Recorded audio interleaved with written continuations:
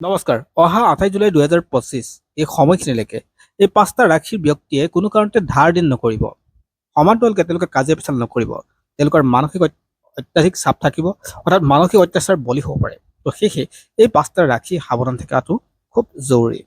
তেওঁলোকৰ যিকোনো কৰ্মক্ষেত্ৰতে বাধাৰ হ'ব পাৰে, অৰ্থাৎ তেওঁলোকে বাধাপ্ৰাপ্ত হ'ব পাৰে। সেই হিচাপে এই পাঁচটা ৰাশিয়ে এই সময়খিনিত গুৰুত্ব সহকাৰে বিবেচনা কৰিব লাগে। কাৰণ মংগল আৰু কেতুৰ সংযোগ আছে।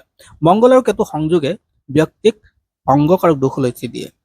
অৰ্থাৎ এই অংগকাৰক দোষত এজন ব্যক্তিৰ ক্ষেত্ৰত মানসিক চাপটো খুব বেছি হৈ যায়। তেওঁলোকে কৰা কামটো কি কৰি আছে সেয়া উদ্দেশ্যবিহীন হৈ পৰে। অৰ্থাৎ কৰি আছে কাৰণে কৰিব নে কৰিব লাগে কাৰণে কৰিছে, এই দৃষ্টিৰ পৰা তেওঁলোক হেৰাই যায়। সমান্তৰালকে তেওঁলোকৰ ক্ষেত্ৰত আৰ্থিক স্থিতি বহুত দুৰ্বল হৈ পৰে।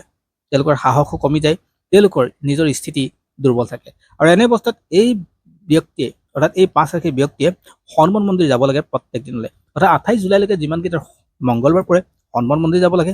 সমান্তৰালকে প্ৰত্যেক শনিবাৰে কুকুৰক, অৰ্থাৎ কোলা কুকুৰক তেওঁলোকে খাদ্য দান কৰিব লাগে, বিশেষকৈ নিমখীয়া বস্তু দান কৰিব লাগে।